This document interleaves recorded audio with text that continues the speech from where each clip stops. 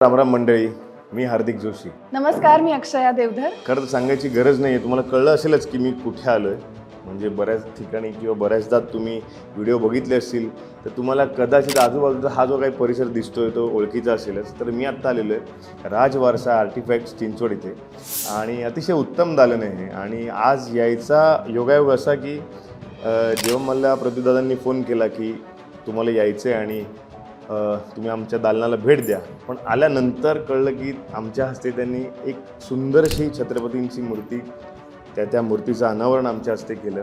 आणि सिंहासनावर बसलेली ही मूर्ती बघून म्हणजे अंगावर काटा, म्हणजे आत्ताही बोलताना काटा येतोय. खरं तर फक्त आलो नाही तर त्या आधी सगळी माहिती मिळाली, कारण की तुम्ही आजूबाजूला बघा की त्यांनी रेप्लिकाज केलेले आहेत किंवा त्यांचे स्वतःचं त्यांनी इतके वर्षाचा अभ्यास करून त्यांनी जी शस्त्रं जमवलेली आहेत ती शस्त्रसुद्धा इथे त्यांनी ठेवलेली आहेत. तर मला असं वाटतं की प्रत्येकाने इथे आलं पाहिजे आणि प्रत्येकाने या दालनाला भेट दिली पाहिजे, कारण की हा अभ्यास आपण आपल्यामध्ये जपला पाहिजे.